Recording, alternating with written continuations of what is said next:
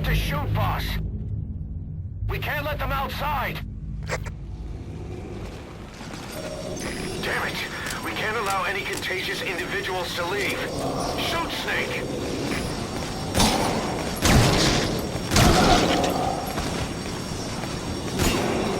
Snake, are you just... That's it. That's good. You still have those goggles. If you see a glow in someone's throat, that means they are infected. And all you can do is give them a quick death.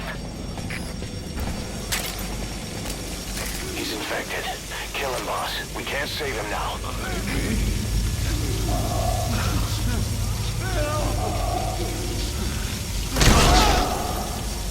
Then...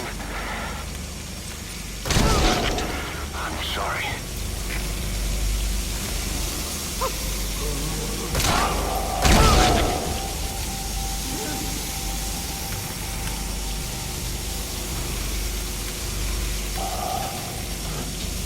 You're kidding, right?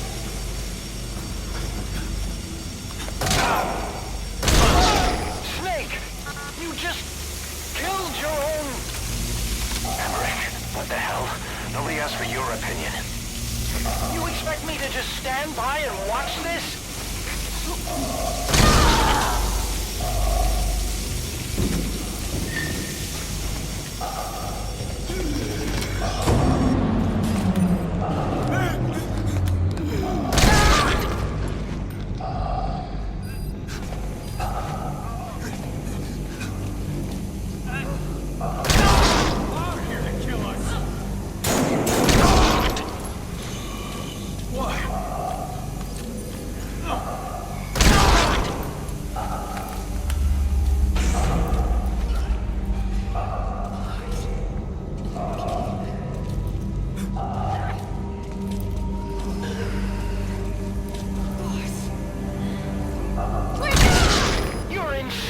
Snake! He was one of your men! I can't take this anymore. Everybody's dead. Please, kill me, boss. If I'm gonna die anyway, I want it to be by your hand. Kill me, boss! Thank you.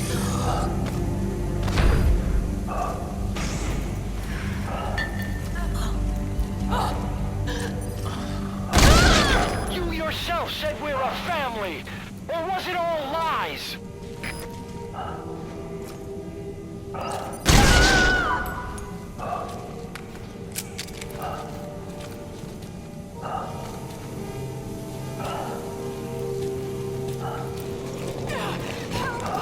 Don't kill me! You're kidding! Right? Why?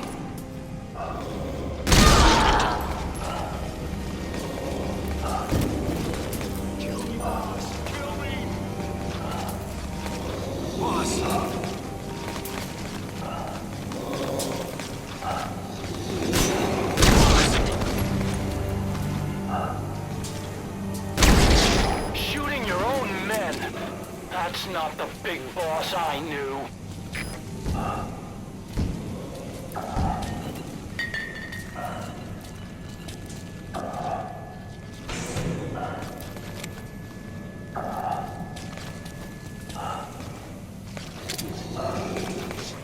Please, kill me, boss!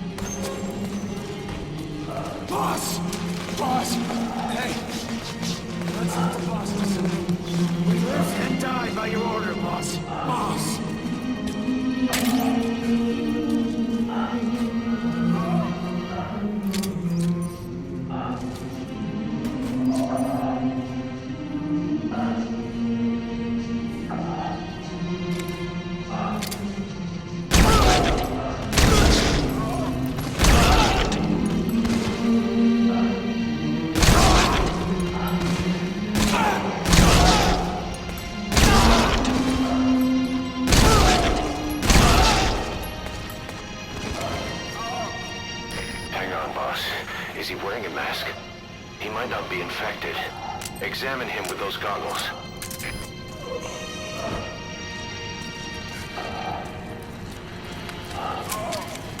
Check him with those goggles.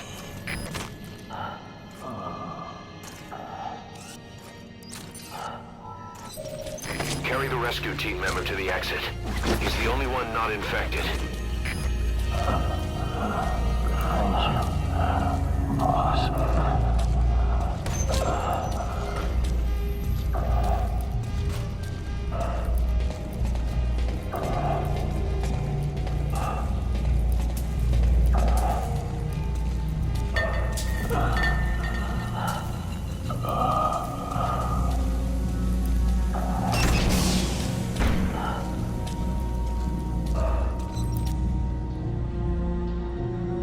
Got a survivor. Unlock the door. Wait. I don't think I made it after all. What? You just checked him. Could it have progressed this quickly? Boss, take another look at him with the goggles.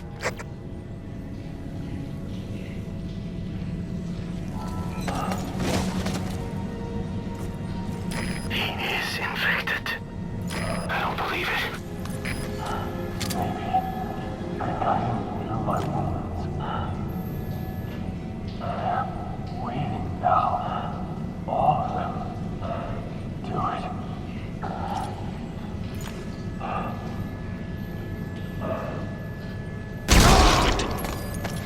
I'm sorry, boss.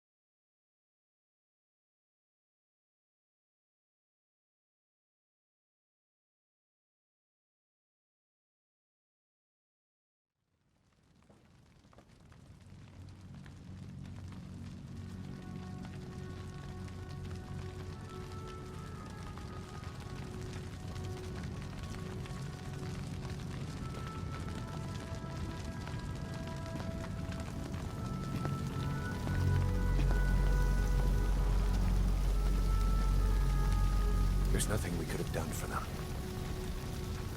We're all grateful, boss.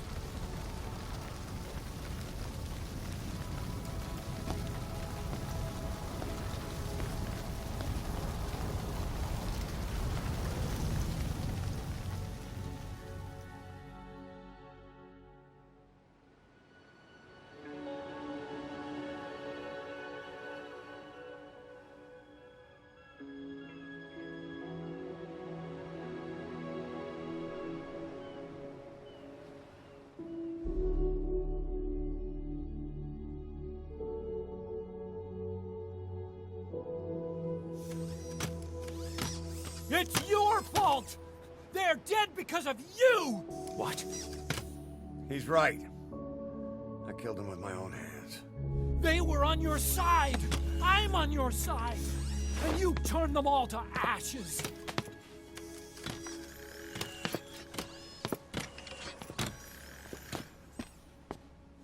They wanted you to shoot. It was that or be burned alive. Come on. Let's get this over with.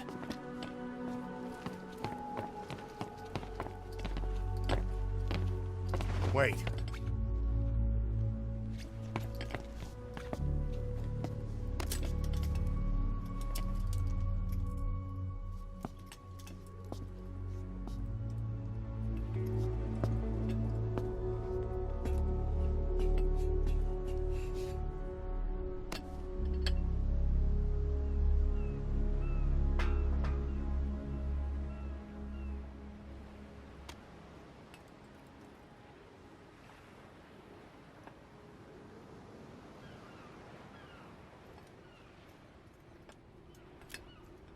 I won't scatter your sorrow to the heartless sea.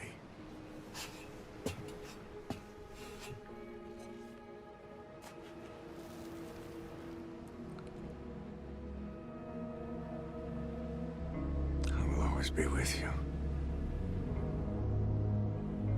Plant your roots in me.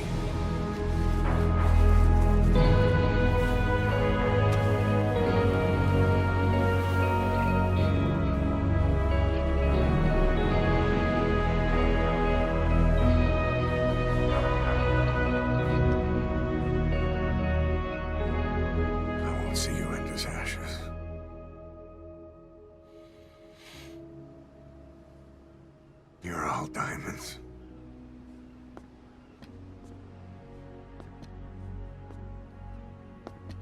We're not burying them at sea. What then?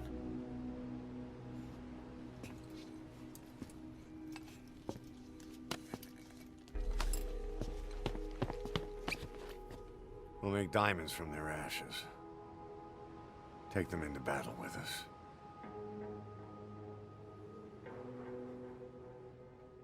A shining light to our brothers in arms, even in death.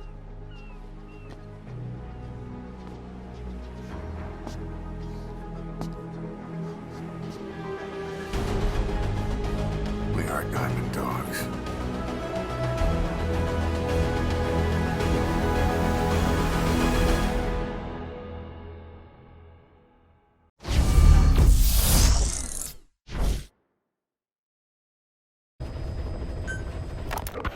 Well, Doctor, I have the report on the incident at the quarantine facility. Assuming the vocal cord parasite underwent a mutation. The only plausible explanations are exposure to some high-concentration mutagen or radiation. As you know, some of the staff at the quarantine facility were infected with the parasites. The Wolbachia prevented them from copulating, but the parasites themselves can't be removed from their host's vocal cords. Once you're infected with Skullface's parting gift, you're stuck with it. The researchers regularly used X-ray equipment to monitor the parasites in their throats. No problem there, they kept a close eye on the radiation doses. But that equipment didn't just give off X-rays. It was also emitting beta rays, even though that's unnecessary for the scans. See, beta rays have far worse effects on DNA than X-rays, meaning the only logical conclusion is that someone added in a beta ray emitter to trigger a mutation. Those beta rays leaked out from inside the equipment. Because the emitter was retrofitted, the shielding was inadequate. And the person who ordered and inspected the equipment was you, Doctor. That makes you the only person with the opportunity to install that emitter. So now you're saying I sabotaged medical equipment for some wild plan to make the vocal cord parasite kill everyone? Or maybe you thought it'd reveal a way to treat the parasite without using the Wolbachia. With that much to barter, I suppose some people would welcome even a pathetic cur like you. Just stop it! You'd have no shortage of buyers, but most would be happy with just the parasite. You wouldn't need to offer anything else. However, if that buyer already knew about the parasite, they'd also know that by itself, it's no longer the ultimate bargaining chip it once was. To sell to that buyer, you need to throw in a bonus. A way to one-up it. There's only one buyer who'd be after that. Emmerich, we record all communications on Mother Base. That includes radio transmissions to and from homemade devices. You've been in frequent contact with people in America. A private biotech company, a client of which is DARPA. And they are connected to Cypher. You made a deal with Cypher. You offered them a new parasite in exchange for your safety. This is the only place in the world where the vocal cord parasite still exists.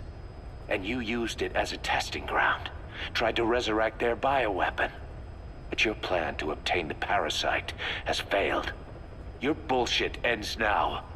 And don't think you're leaving here alive.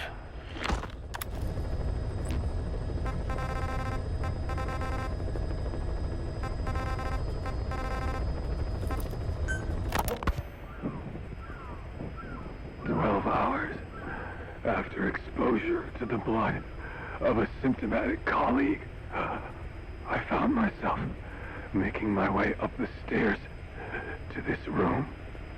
And I am not alone. Everyone who's infected, we've all come up here wanting to get outside. I know full well I mustn't leave, given the possibility I'm infected. Yet, I can't contain this urge I feel inside me, like the alcoholic who tries to make any excuse for one more drink. Every step I took up those stairs filled me with this sense of bliss. I still have all my wits about me. It took no time at all to rewire the electronic lock and open the emergency exit. Then, just as I was about to set foot outside, I finally realized what was going on. This desire for freedom is not my own, but that of the vocal cord parasites inside me. They want the ravens to feed on us, pecking us to death. Attracted by these sweet secretions, they have mutated to facilitate this. The sweet smell is powerful enough to attract even a species with such a weak nose. So, before the parasites take complete control, I must. Most of the staff in here are already infected. At least, everyone I've looked at is. Infection with this parasite causes a high fever in the pharynx. I have modified a pair of night vision goggles to react only to this temperature range. With these goggles, you can identify who is infected.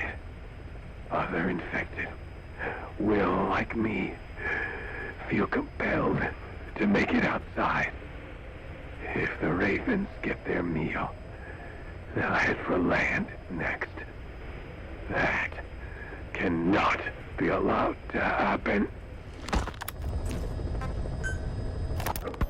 The whole idea of the vocal cord parasites was that they'd only copulate once exposed to a specific language over time.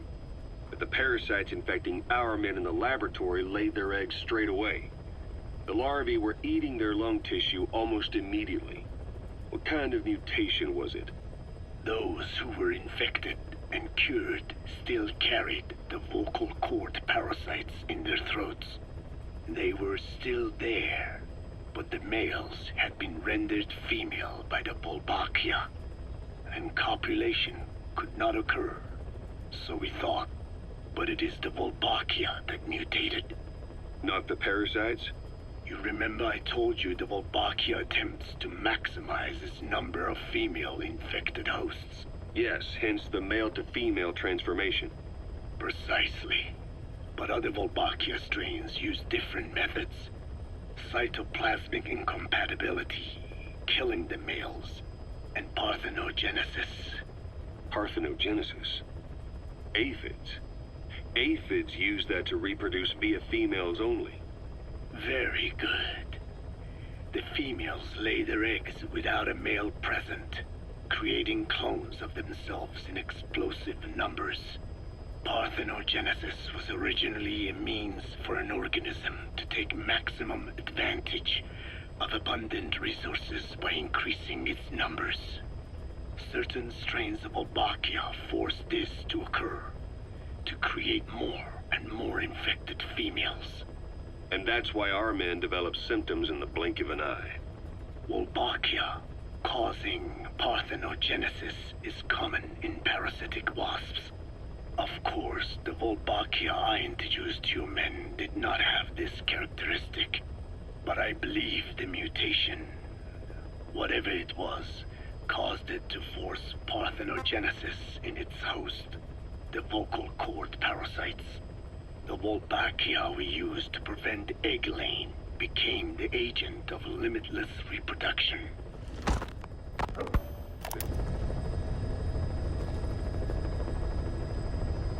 Something else.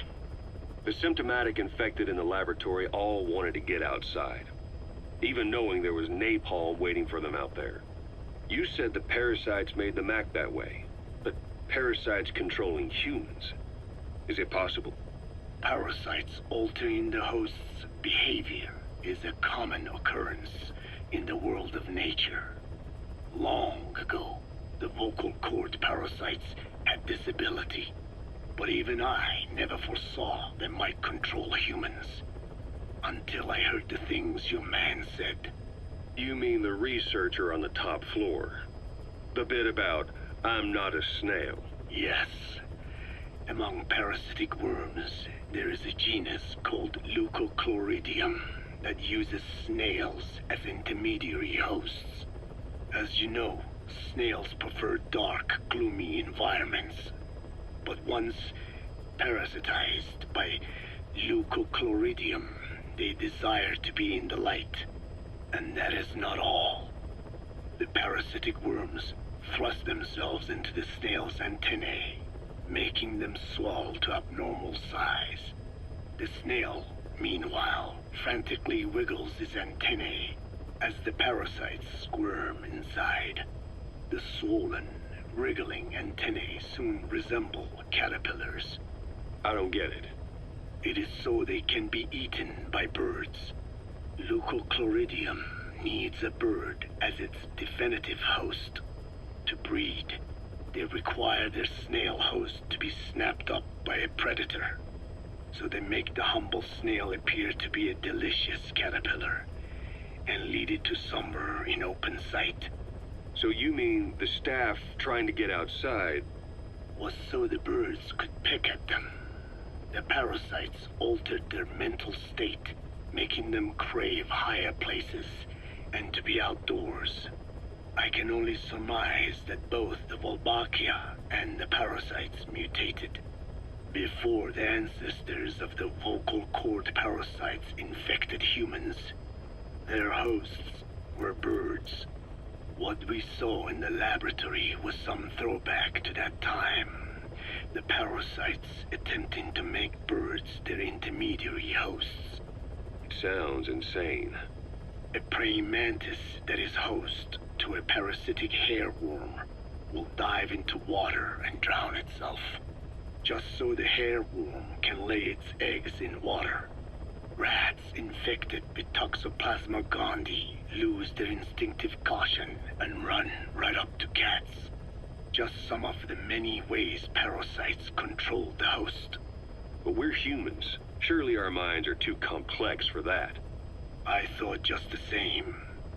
Free will is what makes us human, so it never occurred to me that the parasites could be controlling the symptomatic.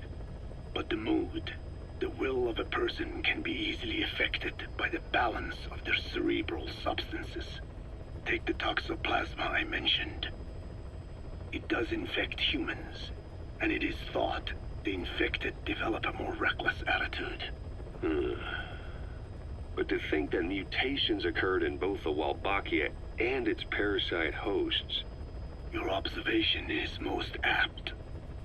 Both mutations occurring at once indicates the presence of a powerful mutagen. I see. Keep working on narrowing down what it was.